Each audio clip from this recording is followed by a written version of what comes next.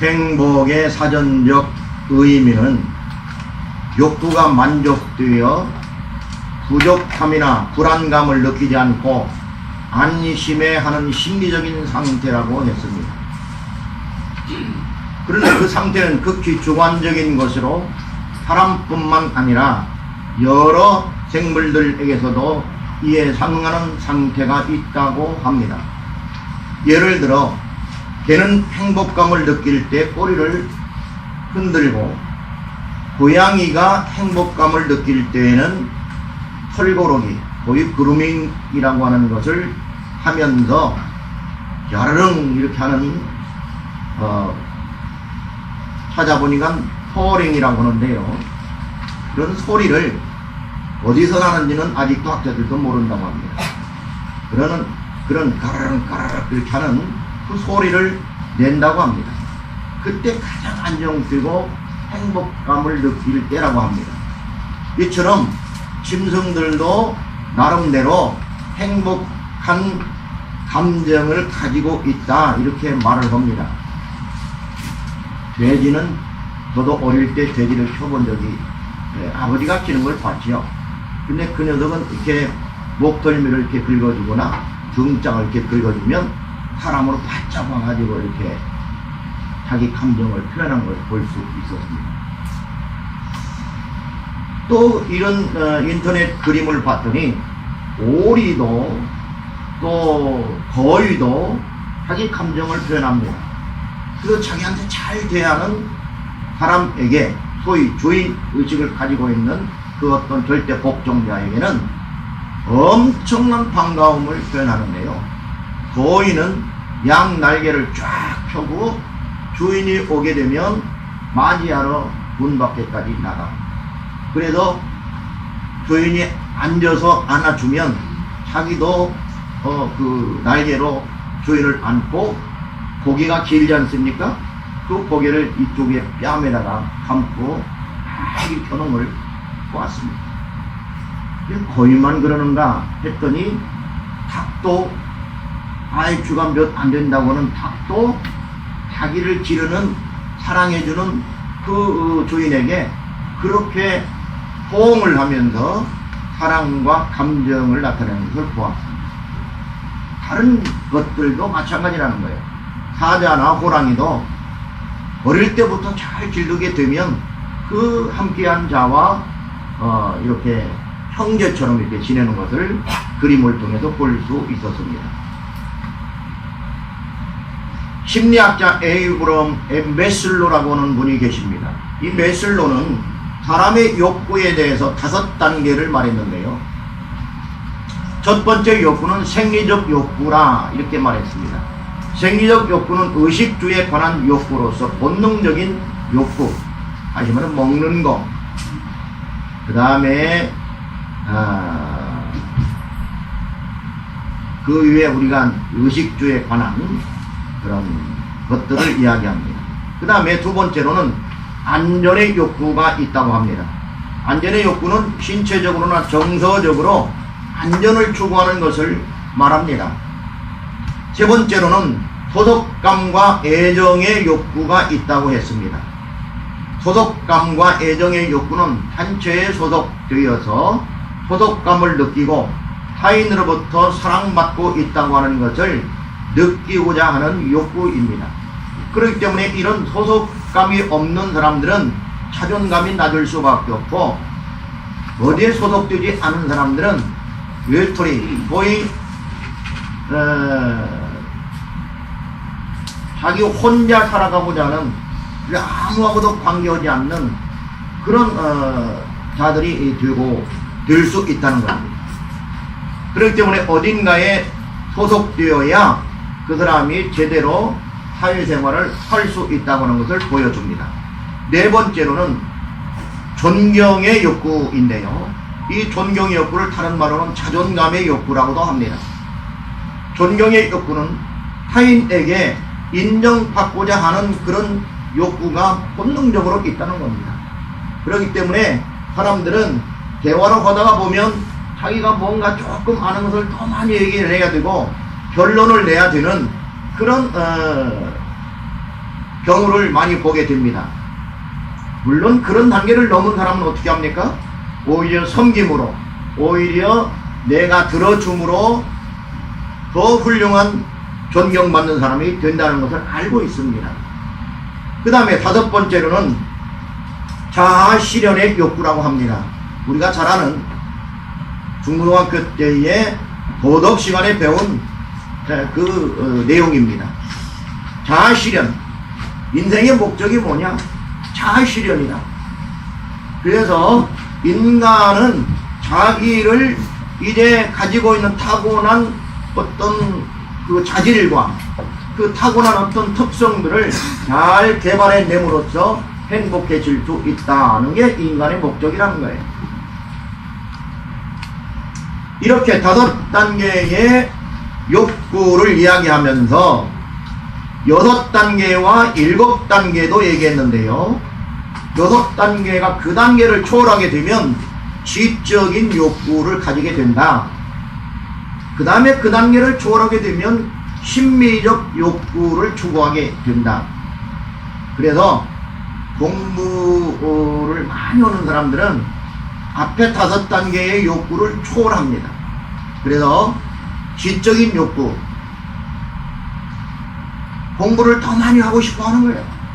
80이 돼도 공부하고 싶어 하고 90이 돼도 공부하고 싶은 욕구들이 있다는 겁니다. 아무나 그렇게 될 수 있는 건 아니지요. 그리고 그 단계를 더 지나치게 되면은 이제 사람들 마음 속에서 또 식물 속에서 어떤 제도 속에서 사람들 관계 속에서 아름다움을 찾아내고자 하는 신미주의, 산미주의에 빠지게 되는 겁니다. 그렇기 때문에 그 사람들은 내가 무슨 옷을 입고 있느냐, 어떤 이걸 뭐라고 라벨을 입고 사느냐, 어떤 신발을 사느냐, 나이키든지.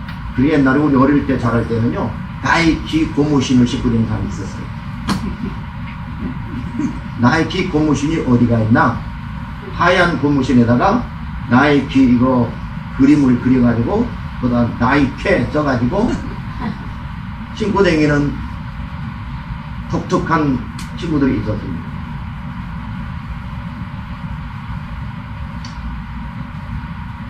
그런 거 개의치 않는다는 겁니다. 그래서 이런 인간의 학습 행동과 예술적 행위에 몰입하는 행위가 이 6째, 7번째 단계입니다. 그런데 대부분의 사람들은 어디에 머물러 있냐면 5가지 기본적인 욕구에 머물러 있습니다. 물론 이것을 3가지로 설명한 또 다른 학자도 있습니다. 클레이턴 엘더퍼라는 분인데요. 이 클레이턴 엘더퍼는 ERG 이론을 만들어냈습니다. ERG는 자기가 이야기하는 3가지의 욕구, 3가지의 욕구를 영어의 첫 글자를 따서 ERG 이론이라고 합니다. 첫 번째로는 관계 욕구입니다. 릴레이션이 잘 돼야 된다는 거예요. 누구든지 그래도 관계를 가지고 살아갑니다. 사회적으로 개인적 인간관계 형성에 의해서 충족되어질 수 있는 욕구인데요. 이런 관계가 형성되지 아니하면 히키코모리, 소위 은둔형 문제아가 발생이 되는 겁니다. 그래서 사람은 조금 자기가 손해를 보더라도 자기가 조금 나은 친구하고 친구를 사귀면서 그걸 유지하려고 합니다. 이번에 문제가 발생된 아이가 하나 있습니다. 아주 친한, 초등학교 때부터 친구로서 아주 친하게 지냈습니다. 근데 하나는 조금 거친 아이고 하나는 얌전한 아이입니다.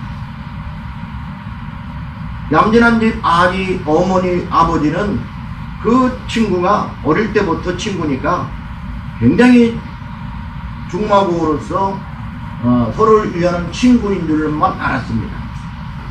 그런데 초등학교 때부터 지금까지 고등학교 3학년이 됐는데 많은 돈을 갖다가 바쳤습니다. 200만 원이 넘는 돈을 갖다 바쳤다는 거예요. 그리고 친구 관계를 유지합니다. 그런데 이것이 들통이 났는데 왜 들통이 났냐면 열흘 동안 이 아이가 없어졌습니다. 그런데 그 친구한테 전화했더니 곧 올 거예요. 내가 찾아볼게요. 그러더라는 거예요. 그런데 나중에 이 아이가 돌아와서 열흘 만에 돌아와가지고 경찰서에 가자고. 그래서 경찰서에 가서 다 얘기를 했는데 엄마 아빠한테도 하지 못한 이야기가 경찰서에 가서 나왔는데 그게 뭐냐면 성폭행입니다.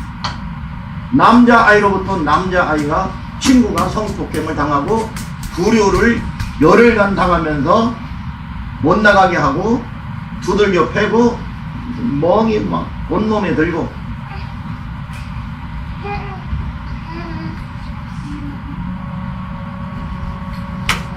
제가 여기서 입으로 담을 수 없는 일을 시킨 거예요. 근데 얘가 더 이상은 안 되겠다 싶으니까 숨기려고 하다가 그 관계를 경찰서에 가서 다 얘기를 했습니다. 근데 그 친구 혼자만이 아니고 그 친구를 따라다니는 다른 친구들이 얘를 그렇게 보세요. 아무도 그걸 모르는 거예요. 자기가 숨기니까. 왜 그렇습니까? 관계의 욕구를 인간은 본능적으로 갖고 있기 때문입니다. 얘하고 관계가 끊어지게 되면 내 인생은 끝이라고 생각하기 때문입니다. 여러분, 그런데 그렇지 않습니다. 잘못된 관계를 끊게 되면 좋은 관계를 하나님께서 주십니다. 그러니까 염려하지 마세요. 세상과 끝나면 내 인생이 끝날 것 같습니까? 그렇지 않습니다. 술, 담배 끊으면 내 인생 끝날 것 같지요? 그렇지 않습니다. 우리 증인이 우리 교회에 있습니다. 하나님께서 그 일을 행하십니다. 두 번째로 이 사람은 뭐라고 했냐면 존재의 욕구라고 했습니다. 존재의 욕구라고 했는데 이 존재의 욕구는 기본적인 욕구로서 음식이나 공기나 물이나 임금이나 그리고 작업 공간과 같은 것에 대한 욕구라고 했습니다. 제가 이걸 준비하면서 그래서 나도 이 좁은 공간에 이렇게 내 공간을 찾으려고 하고 있구나. 나도 몰랐는데 이래서 알았어요. 그리고 우리 교회가 조금만 여유가 생기면 우리 윤 목사님 자리도 하나 만들고 홍성 여사님 자리도 하나 만드는 게 좋겠다. 기도해 주시기 바랍니다. 이런 작업 공간, 자기 공간을 만드는 것도 하나의 존재의 욕구라는 거예요. 살아가는 데 있어서 꼭 필요하다. 그래서 어린 아이들이 이제 사춘기가 되면 뭘 갖고 싶어 해요? 자기 방을 갖고 싶어. 거기 가면은 아무것도 없는데 문을 탁 걸고 들어갑니다. 아니 그 열어놓는다고 해서 뭐 아버지가 들어가나 엄마가 들어가나. 그리고 자기 엄마가 들어가는데도 왜 노크 안 하고 들어오냐는 거야. 여기도 그런 사람들이 있지요? 옛날에 그런 사람도 있고요. 아니 아버지가 딸 방에 들어가는데 노크하고 들어갈 일이 있어? 엄마가 아들 방 들어가는데 노크하고 들어갈 일이 있냐고요? 뭔 도둑질 같은 일을 하길래. 그러나 그것이 본능적으로 존재의 욕구 속에 있다는 거예요. 그러니까 그걸 인정해 줘야 된다는 거예요. 그러니까 엄마 아빠들은 이제부터는 그럴 필요는 없지만 노크를 하면서 노크를 하고 들어오세요 하면 꼭 들어가시기 바랍니다. 세 번째로 이 사람은 뭐라고 하냐면 성장의 욕구를 얘기했습니다. 개인의 생산적이고 창의적인 공헌에 의해서 충족될 수 있는 욕구를 얘기합니다.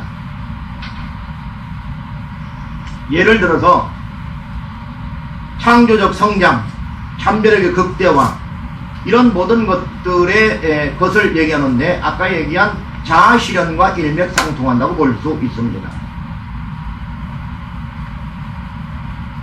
이처럼 사람들은 욕구를 가지고 본능적으로 살아가기 때문에 좋은 쪽에서는 발전하게 되는 것이고, 또 이게 잘못되게 되면 어려워지게 되는 겁니다.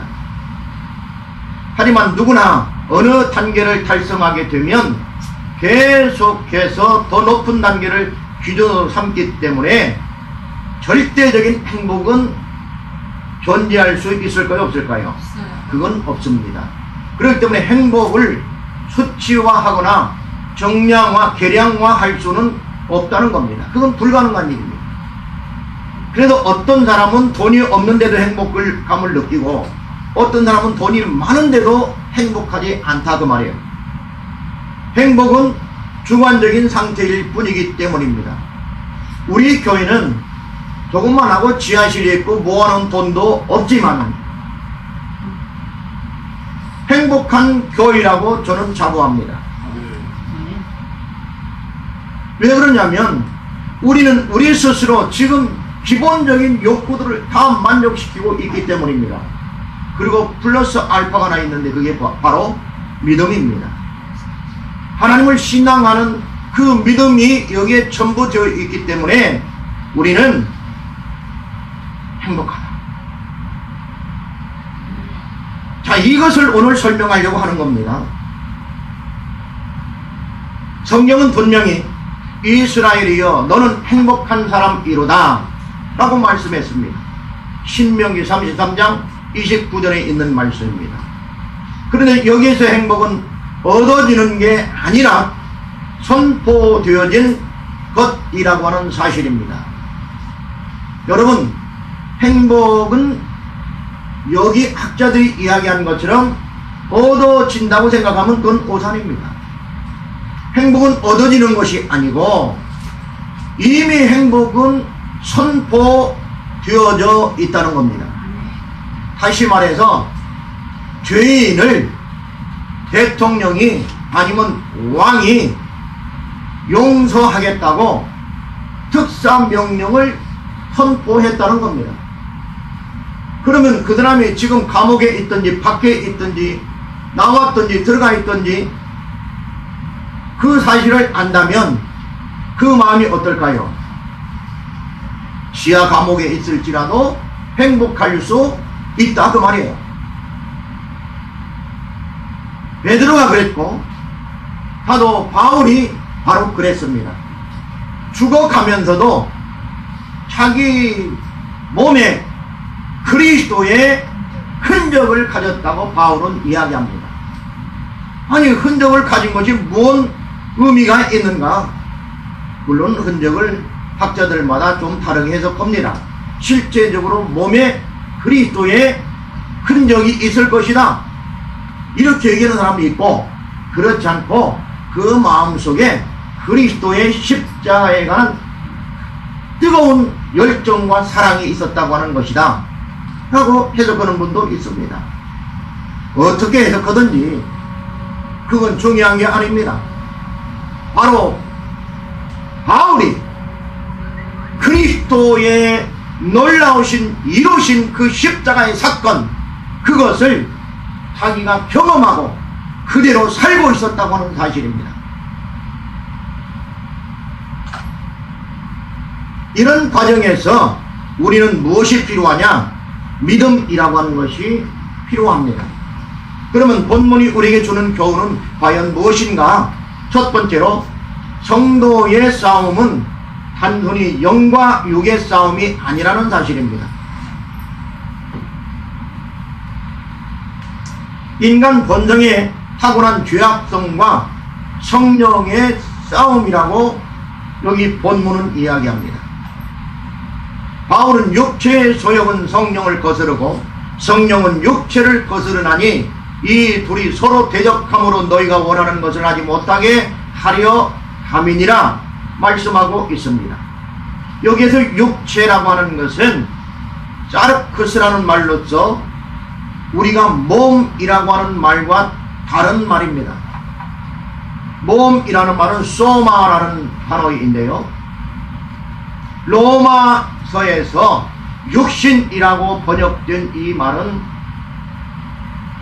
인간의 영이나 육체 가운데 어느 하나만이 아니라 영육의 통일체로서 인간 본성에 타고난 죄악성과 부패성을 말합니다. 다시 말해서 소마는 인간의 육체와 영혼이 합체되어서 이제 생명이 다시 부여된 것을 이야기한다면, 육체는, 사르크스는 여전히 그 영과 그 육체가 하나님과 단절된 상태로서 죄악을 담고 있다고 하는 것을 이야기합니다. 그렇기 때문에 그는 인간의 본성 자체가 타락되어 있고 부패되어 있다고 하는 사실입니다. 우리 동양에서도 성악설이 있고 성선설이 있는데, 성악설은 누가 얘기했죠? 누구요? 수은자.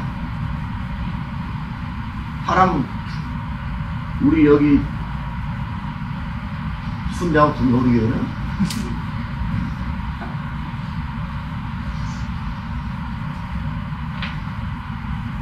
우리는 원래 악하게 태어난다고 말해요. 악하게 태어나기 때문에 악한 모습으로 계속해서 살게 되면 여기에 육체에 속한답니다. 그런데 그 원죄로 말미암아 악하게 태어나지만 하나님의 놀라운 섭리로 말미암아 특별 섭리에 의해서 그를 믿고 따르고 성령이 내 마음속에 내 영을 다시 깨우쳐서 하나님을 믿도록 하게 되면 그 사람은 다르다는 거예요.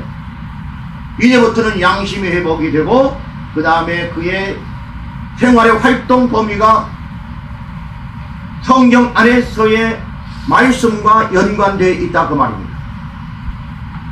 자기 나름대로 판단하지 않고 성경에서 뭐라고 하고 있는가에 따라서 인생의 모든 것들을 결정하고 판단한다는 겁니다. 이 사람은 성령의 소욕을 쫓아가는 나라, 이렇게 바울은 얘기했습니다.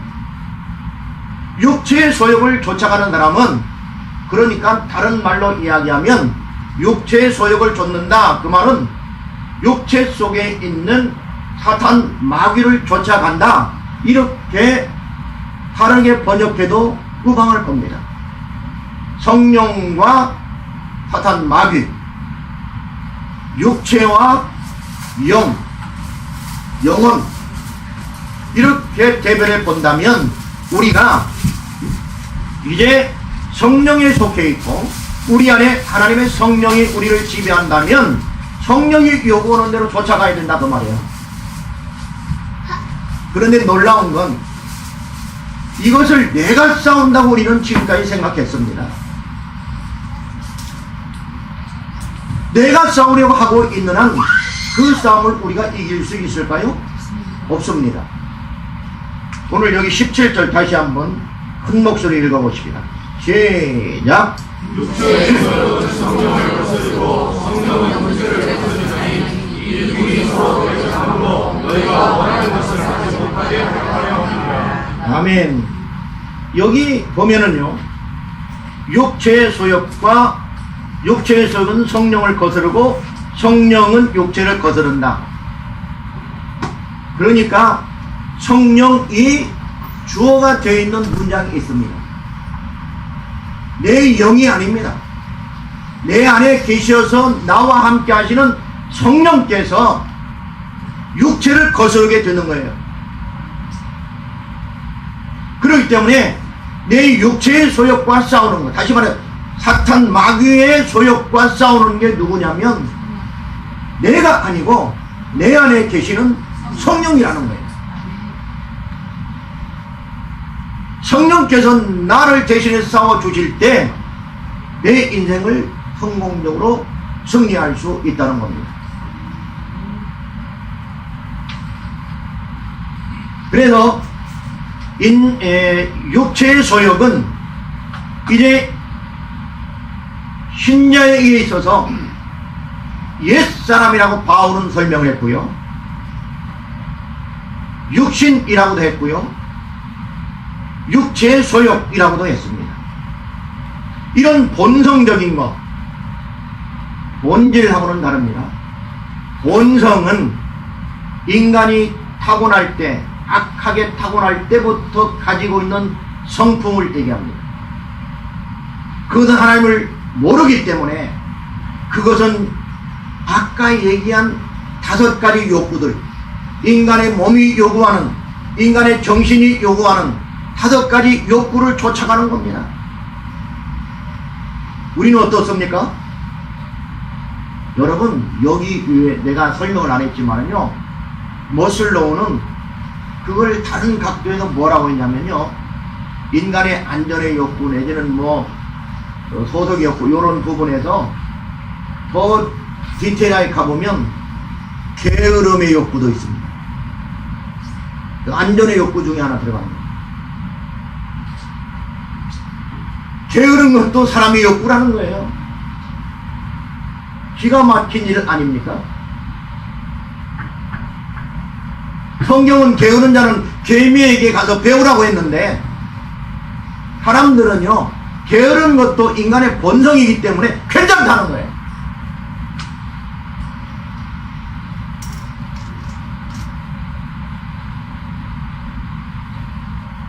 신앙생활하는 데 있어서 게으른 것이 있습니다.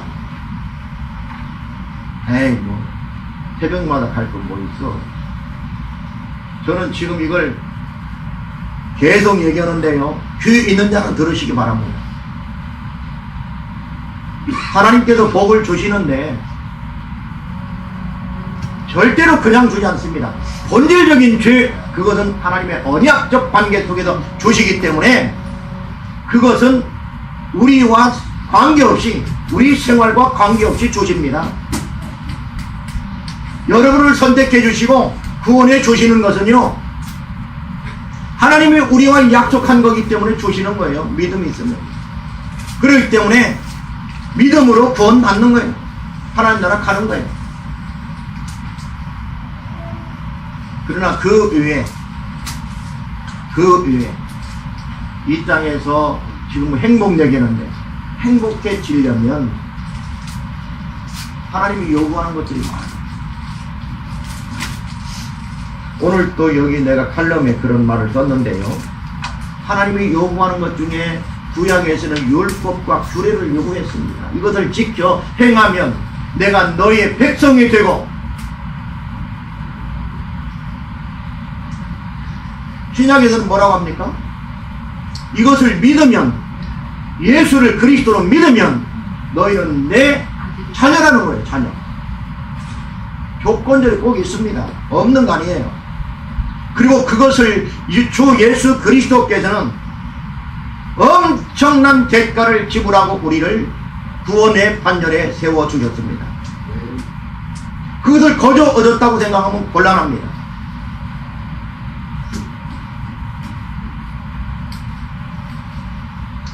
믿음이 있는 사람은 주일날 놀러가면 불편합니다. 회사에서 야, 너 빠지지 마라, 이번 가는 건 회사를 위해서 꼭 필요해. 그래서 하루 빠졌다고 봅시다. 근데 굉장히 불편합니다. 그래서 교회 있는 쪽을 자꾸 바라봅니다. 자기 마음속에 있는 성령을 자꾸 생각하게 됩니다. 그런데요, 믿음이 약해지고 거의 바닥이면요, 놀러가도 아무 양심의 거리낌이 없습니다.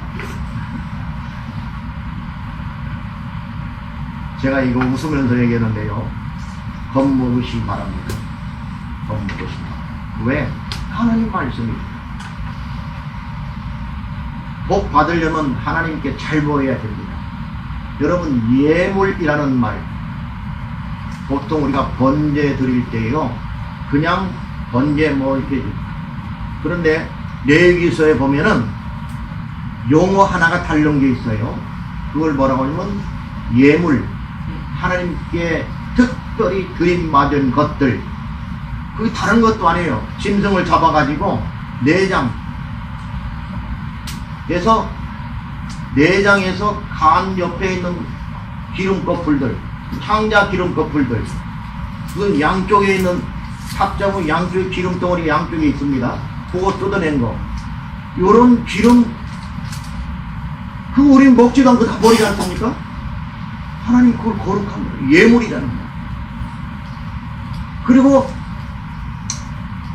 소재를 드릴 때는 특별히 하나님께 드리기로 요만큼 소재를 누가 갖고 왔다면, 보리가루를 갖고 왔다면, 밀가루를, 그 중에 한 움큼 딱 떼는 거예요. 한 움큼.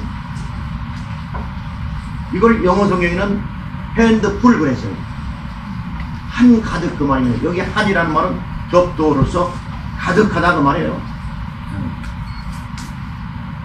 한 움큼을 비워서 따로 하나님께 드리는데, 이것을 뭐라고 하냐면 예물이에요. 예물. 그걸 신약에서 예수님께서 뭐라고 했냐면 고르만, 너희가 고르만, 하나님께 드림바 되었다고 형제가 지금 굶어 죽는데도 먹을 것을 안 주고 하나님께 드려야 되니까 이건 구별된 거야? 안 줄 거야? 이 돈은 안 돼? 이러면 된다 안 된다? 안 된다는 거예요. 근데 그렇게 하겠다는 거예요. 그렇게 하나님은 그걸 받으겠다는 거, 받으겠다. 여러분 특별히 지금도요, 그러면 예수님이 하신 게 그러면 다 그게 필요 없다는 이야기인가? 그 원리가? 아니에요.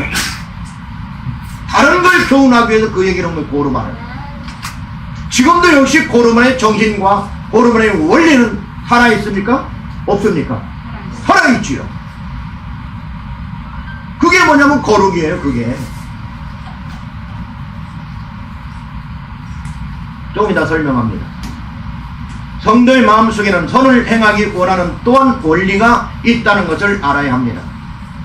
그것을 바울은 속사람 로마서 7장 22절에 말씀했고요, 로마서 7장 23절에서는 마음의 법이라고도 했고요, 그 다음에 로마서 7장 25절에서는 노스, 그래서 마음이라고도 했습니다.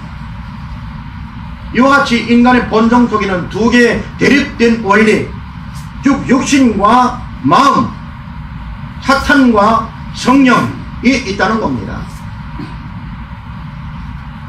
그런 것들은 성화에 있어서 전혀 도움이 되지 못한다는 것을 알아야 합니다. 중생한 자의 새 마음, 새 성향만으로는 성화가 불가능합니다.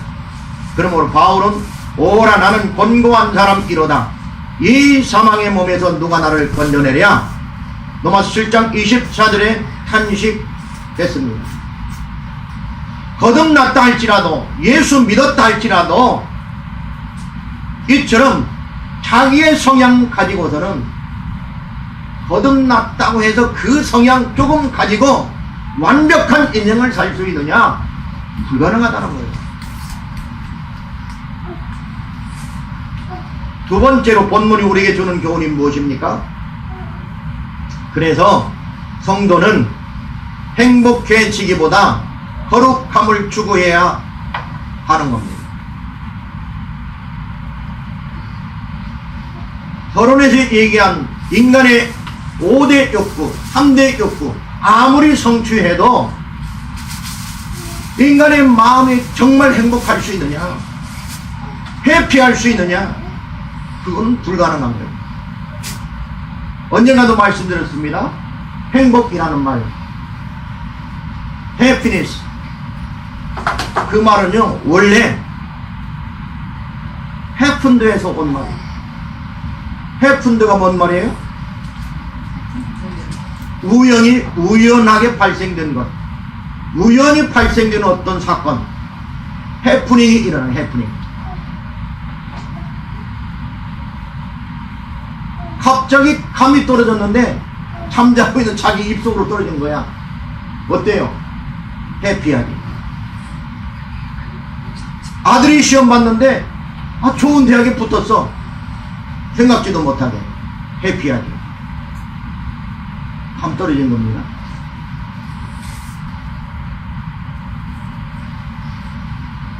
우연찮게 된 거예요. 우연찮게. 물론 노력은 했지만. 근데요, 하나님께서 주시는 복은 그것과 다릅니다. 블레싱을 했어요. 블레싱. 블레싱. 위로부터 오는 복이에요. 우연찮게 인간 사이에서 일어난 벌어진 해프닝이 아니고 해프닝에서부터 해피니스가 온 거예요. 블레싱이에요. 우리 하나님께서 위로부터 내려주는 어떤 것이 있어야지 해프닝도 진정한 복이 될 수 있는 거예요. 그게 뭐냐면 거룩입니다. 거룩은요, 오직 하나님께만 있는 절대적 속성입니다. 사람에게 거룩하다 이렇게 말하지 않습니다. 하지만 하나님께서는 이스라엘을 애굽에서 인도해 내신 후에 내가 거룩하니 너희도 거룩할지어다, 레위기서 11장 44, 45절에 말씀했습니다. 우리가 거룩해야 하는 것은 하나님의 명령이기 때문에 거룩해야 합니다. 베드로 역시 오직 너희를 부르신 거룩한 자처럼 너희도 모든 행실에 거룩한 자가 되라. 기록하였으되 내가 거룩하니 너희도 거룩할지어다 하셨느니라. 베드로전서 1장 15, 16절에 있는 말씀입니다. 우리가 하나님처럼 거룩하게 될 수는 없지만 주님은 요한복음 17장 17절에서 저희를 진리로 거룩하게 하옵소서, 아버지의 말씀은 진리니다 라고 하심으로써 진리, 즉 하나님의 말씀으로 거룩하게 될 수 있다고 하는 것을 가르쳐 주셨습니다. 신자의 궁극적 목적은 행복이 아니라 거룩입니다. 거룩하다라고 하는 말의 사전적 의미는 성스럽고 위대하다라는 말입니다. 그러나 하나님께서 거룩하다고 하는 것은 다른 의미가 있습니다. 거룩을 다른 말로는 신성이라고도 하는데요, 일반적인 것들과 구별된 것이나 상태를 가리킵니다. 보편적으로 신과 같이 성스러움을 뜻하며 두 가지 뜻을 가지고 있습니다. 영어에서도 단어가 두 개가 나오는데요, 첫 번째로는 근본적으로 종교에 관련되어서 사용된 단어로서 종교적으로 깊이 존경받는 정신적인 순수함을 뜻할 때 사용되는 용어입니다. 그게 홀리니스입니다. 그러니까 홀리하다, 거룩하다 이 말은요, 하나님께만 사용되는 거예요. 그런데 성경은 몇 번 그것을 반복해서 사용하냐면 3번 반복해요. 거룩하다, 거룩하다, 거룩하다. 하나님 홀리, 솔루스, 홀로 거룩하다, 홀로.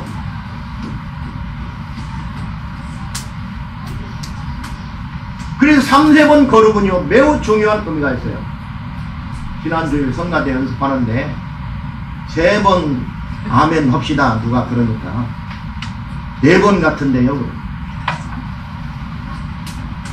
물론 아멘을 한 번 해도 되고 7번 해도 됩니다. 보통 이제 우리가 아멘 찬송 기도 끝나고 아멘 할 때에 성가대 거는 아멘은 한 번 아멘, first fold 아멘 부터 7fold 아멘까지 7번 아멘까지 있습니다. 그러니까 영역이 말고 3번짜리 하든지 4번 하든지 7번 하든 것이면 돼요. 3번 아멘이 좋아요. 힘차고 박력. 나는 내 성품과 좀 다르게 힘차고 박력 있는 걸 좋아해요. 나는 정적인데 그런 힘찬 행진곡도 낮에 듣기에 행진곡 같은 걸 듣거나 쌍두치 행진곡을 들으면 아주 신이 나. 그게 어떤 노래냐면 빠바밤 빠바밤 빰빰빰 빠바바바밤 빰빰 빰빠바밤. 얼마나 좋습니까? 마음이 확 뜨는 거예요. 행진을 한번 하고 싶죠. 도열을 한번 하고 싶죠. 거룩한 것은 그런 것과 관계없어요. 조용히 천천히 부르는 것과 관계없어요. 하나님은요 홀로 거룩하신 분이에요. 그분은 성부, 성자, 성령, 그래서 3번 거룩하신 거예요. 홀로 거룩하시다, 홀로 거룩하시다, 홀로 거룩하시다. 하나님은 거룩하신 분이에요. 그 성품이 거룩한 겁니다. 어떻게 거룩합니까? 숫자적으로 거룩합니다. 그리고 그 성품이 거룩합니다. 성결하고 순수하다 그 말이에요. 그 말은 내용과 여기 물이다 그럼 물 H2O만 있는 순수성, 이걸 얘기하는 겁니다. 하나님은 그렇기 때문에 다른 신과는 비교할 수 있다 없다? 없습니다. 비교해서도 안 되고 비교받을 이유도 없어요. 왜? 그분 혼자만 거룩하기 때문에. 그분 한 분 하나님만 계시는 거고, 그 내용 면에 있어서도 거룩하고 그 질적인 면에서도 거룩하다고 말이에요.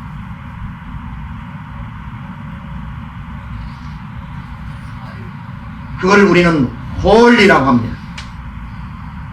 두 번째 단어가 있는데요, 계율이나 단체 따위에 의해서 종교적인 의미가 주어진 성스러운 것으로 신에게 바쳐진 것을 얘기할 때에 쓰는 용어입니다. 그 용어를 영어에서는 세크리드. 자, 세크리드 하면 생각나는 게 뭐 있어요? 응? 바로 연결이 돼야 되는데 아름다운 거예요. 성찬일 성찬. 그죠? 하나님께서 그것을 기념하라고 했으니까 그것은 다른 빵하고 다른 거예요. 다른 떡하고 다르다고 말이에요. 다른 포도주하고 다른 거예요. 그렇기 때문에 그것이 다르게 우리가 여기는 것처럼 다른 사람이 그것을 마시고 먹는 거예요. 누구와? 회당과 다른 사람, 구별된 사람. 세상의 마음을 그대로 갖고 와서 그거 100번 먹어봤자 의미가 있어요 없어요? 없어요. 목사로, 장로로, 선교사로 100번 헌신해봤자 그렇게 살지 못하면 단절된 상태가 없으면 무엇과? 세상과. 그게 없으면 아무 의미가 없다고 말이에요. 목사는 목사로서 구별되어 있어야 되고요, 장로는 장로로서 구별되어 있어야 되고, 선교사는 선교사로 구별되어 있어야 돼요. 다른 사람과 똑같은 것을 요구하고 똑같이 살아간다면 왜 목사합니까? 여러분들의 성도는요, 신자는 세상 사람들과 똑같은 것을 요구한다면 그러면 세상 사람들처럼 살지. 뭐들 교회 다니고 하나님의 자녀라고 합니까? 삐질 거 다 삐지고 성질 낼 거 다 내고 또 뭡니까? 뭐 있어요? 할 말 다 하고 이렇게 살려면 세상에 나가서 그냥 살면 돼요. 그러다가 어디 가든지 말든지.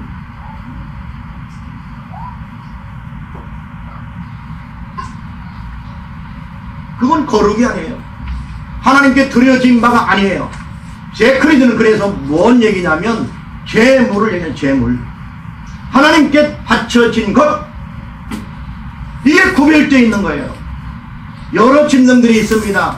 그래서 이걸 짐승이 이게 소라고 보아요. 소 한 마리를, 부자들은 소를 냈으니까 황소 한 마리를 바쳤습니다. 그러면 제사장은 이놈이 진짜 좋은 놈이 나쁜 놈인지를 3일간 지켜봅니다. 이렇게 설사는 하지 않나, 어디 눈은 안 좋지 않나, 눈곱을 끼지 않나, 다리가 절지는 않나.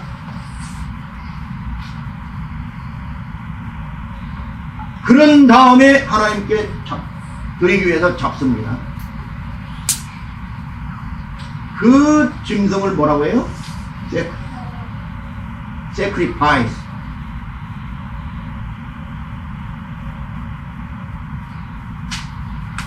자, 여러분들은 어떻습니까? 우리는 하나님께 드려진 바 된 하나님의 제물이에요, 제물.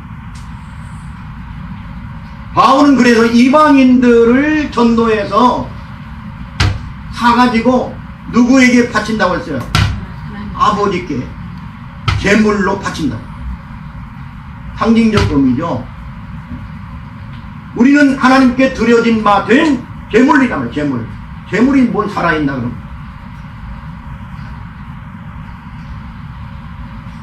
제물이 아직도 살아가지고 입을 계속 이것 좀 주세요, 저것 좀 주세요, 놀고 싶어요. 여러분, 제사를 드릴 때요, 번제를 드릴 때 어떻게 드리는 줄 압니까? 가죽을 벗깁니다. 가죽을 벗겨요. 잘 들으세요, 이영길 집사님. 가죽을 벗겨요.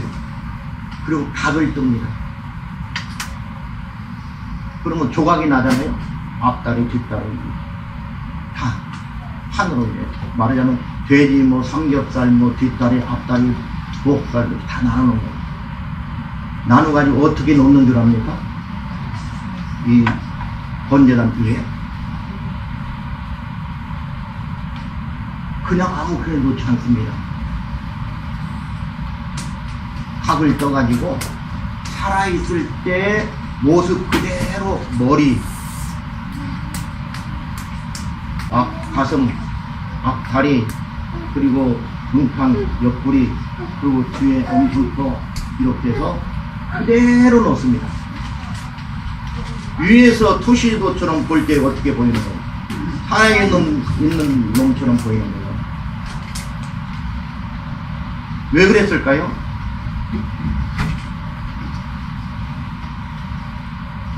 왜 하나님은 그러라고 했을까요?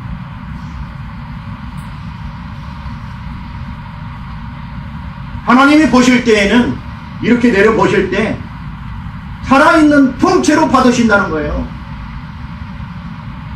한 조각만 안 받고. 그게 뭐냐면 번제예요. 그래서 번제는 온전한 헌신이에요. 그래서 번제의 고기는요, 제사장들도 못 먹습니다. 하나도 못 먹습니다. 한 조각도 못 먹습니다. 온전히 하나님께 태워서 드리는 게 번제입니다. 단 가죽만 제사장의 몫으로 취합니다. 가죽 벗겨놓은 거. 하나님은 그 모습을 위에서 보면서 통째로 살아있는 그대로 내가 받았다 인정하는 거예요. 여러분, 우리는 다 번제로 드려진 받은 제물입니다. 여기 지금 거룩을 얘기하는 겁니다. 여러분들 거룩해졌습니까? 거룩해졌어요? 여러분, 거룩해졌습니다. 이미 드리는 바 되었다니까. 우리를 대신해서 누가 제물로 드려졌어요? 예수님이 통째로 드려졌어요. 그런데 우리는 그리스도 안에 있기 때문에 살아있는 것처럼 보여도 하나님께 드려진 뭐예요? 제물이에요.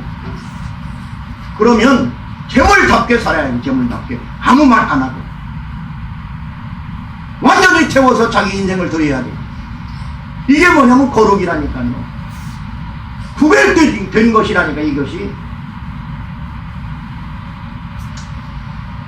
그러니까 우리 입장에서 아까 홀리는 하나님께 입장에 하나님께 드려지는 거룩이라면, 인간에게 주어지는 거룩은 sacrifice는 제물로 드려진 상태, 하나님께 드려진 것을 얘기하는 거예요. 하나님께서는요, 성경에 보면 제가 나눌 때는 한 4가지 정도로 거룩하게 하신 것들이 있습니다. 첫째로는 사람을 거룩하게 하신 사람. 모든 열방 중에 all nation, 모든 나라 중에 이스라엘 나라를 거룩하게 하십니다. 선택하시는 거예요. 이스라엘 나라 중에서도 또 누구를 가장 또 선택합니까? 레위 지파를 선택합니다. 레위 지파 중에서 누구를 선택합니까? 아론을 선택합니다. 그래서 제사장 나라를 삼습니다. 두 번째로는 땅, 장소를 거룩하게 하십니다. 여러 땅들이 많이 있습니다. 그러나 사막과 같은 이스라엘 나라, 그쪽만한 손바닥, 강원도만한 땅인데요. 그 땅을 거룩하게 하십니다. 여러분 거기 가보시면 알아요. 얼마나 좁은 땅인지. 그런데 그들은 거기를 하나님이 주신 거룩한 땅으로 믿고 지금까지 살고 있는 거예요. 3000년 동안. 여러분 가보면 기가 막힙니다. 살 곳이 못 돼요. 소나무 하나 심어놓고 거기에 물 호수해가지고 뚝 이렇게 해놓지 않으면 이 소나무가 살아날 수가 없습니다. 이런 나라입니다. 1년에 우리는 뭐 한 번에 100mm, 200mm 막 오지만은 하루 저녁에 거기는 1년 내내 와도 280mm, 280mm.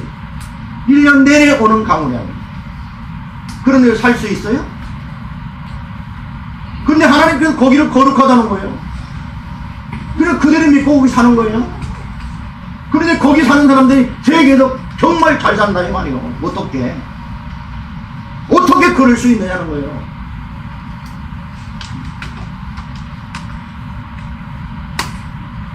하나님의 특별한 섭리가 있기 때문에 그런 거예요. 오늘날 그리스도인들도 이처럼 하나님께 드린 지 받은 거룩한 백성들이라면 하나님의 특별 섭리가 임할 수 있을까요? 없을까요?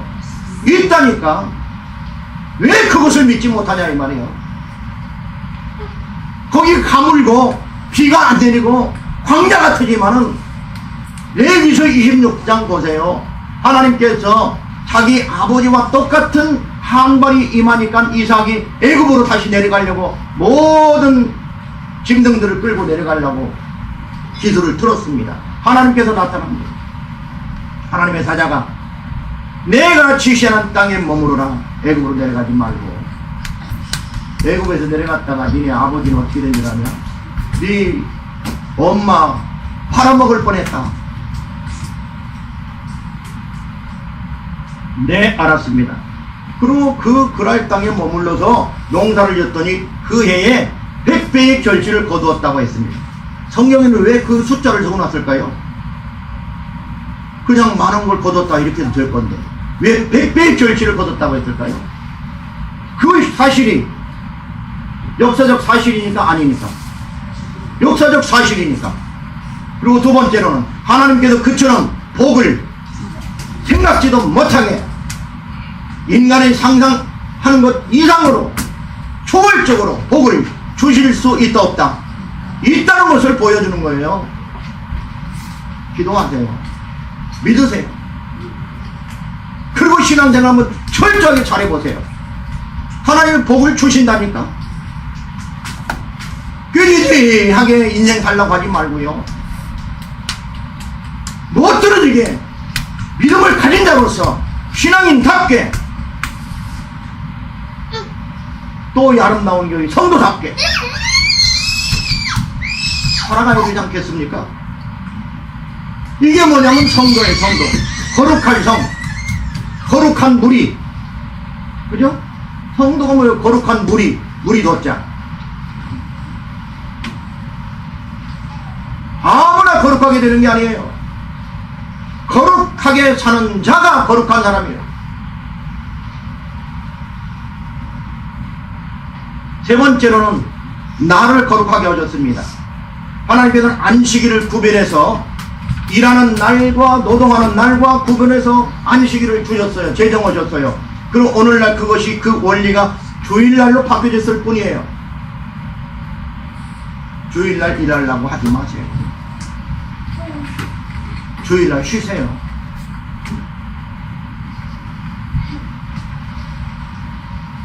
한번 해보세요. 실험적으로. 그거 나가서 10만원 안 벌어도 되니까.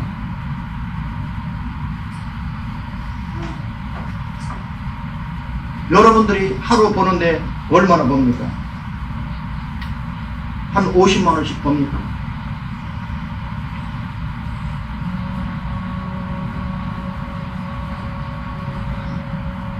하나님께서 거룩하다고 했는데 우리가 거룩하지 않은 것처럼 살아야 될 이유가 없습니다. 그렇게 해서 복을 받을 일이 없어요. 나중에 병들고 주일날까지 일하는 것 때문에 내 몸이 과부하 상태가 나타나서 병들고 쓰러지고 넘어지고 그걸로 끝나는 거예요. 그거 하나님 핑계대지 마세요.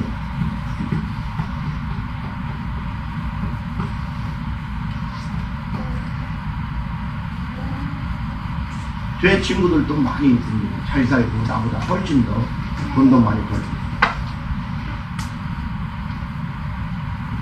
근데 건강은 나보다 다 못해.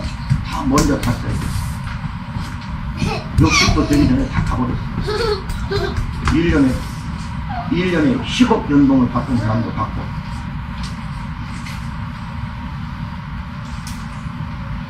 여러분 두려워해야 됩니다. 두려워한다는 것은 거룩한 두려움을 얘기하는 겁니다.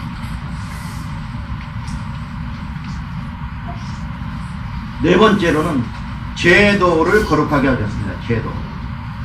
제사 제도, 성막 제도, 십계명 등등 제도를 거룩하게 하셨어요.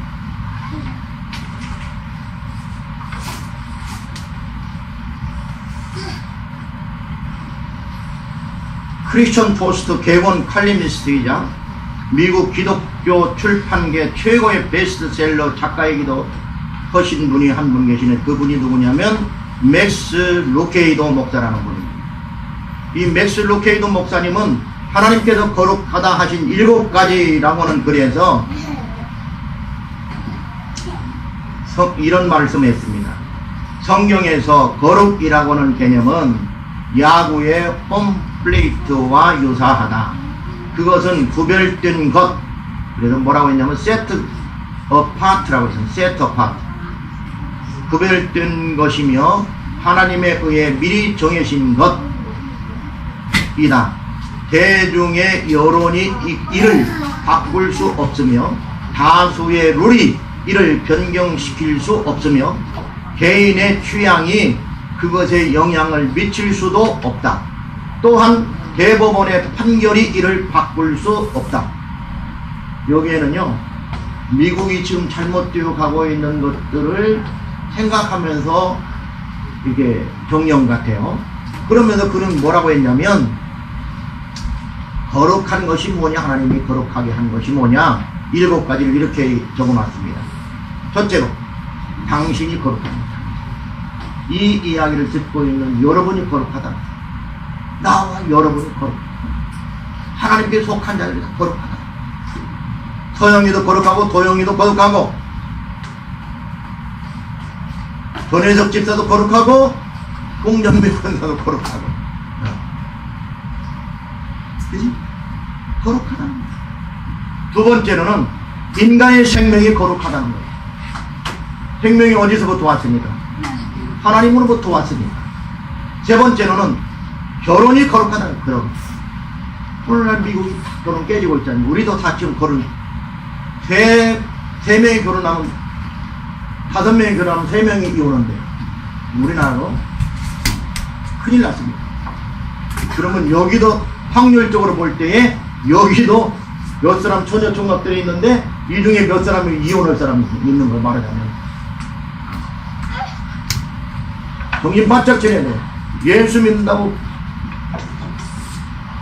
이혼 안 당한다는 법이 없어요. 나는 하고 싶지 않아도 이혼 당한다니까. 잘못된 남편하고 결혼하면 은혜야? 믿음이 좋은 총각이 있으면 빨리빨리 해. 그러니까